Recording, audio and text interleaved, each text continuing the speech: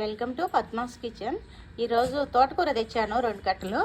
ఇది healthy tasty కూరలు అన్నిటికంటే హెల్దీ టేస్టీ తోటకూర.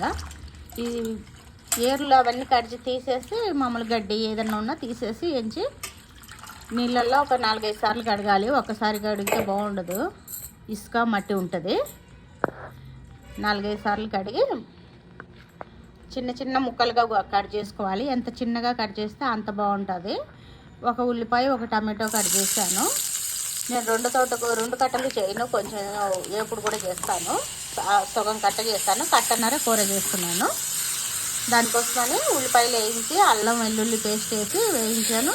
టమాటో కూడా వేసి వేగిన తర్వాత కొంచెం లైట్గా నీళ్ళు వేసి ఉప్పు, పసుపు, కారం వేసేసి అవి కొంచెం ఉడికిన తర్వాత తోటకూర వేసి కొంచెం అట్లా మూత పెట్టేస్తే ఉడికిపోతుంది. కలబెట్టి మగ్గుతుంది. కొంచెం మీడియంలో పెట్టుకోవాలి, పూర్తిగా హైలో పెట్టొద్దు. మీడియంలో మగ్గితేనే బాగుంటుంది తోటకూర. ఈ సగం మగ్గిపోయింది, ఇంకా కొంచెం మగ్గిపోతే 5 నిమిషాలు సరిపోతుంది. పూర్తిగా అయిపోయింది, కూర మగ్గింది. మగ్గిన తర్వాత ధనియాల పొడి వేసి కొంచెం చల్లి ఒక 2-3 నిమిషాలు ఉడకనిచ్చి బంద్ చేశాను. ఇది చాలా రుచిగా ఉంటుంది.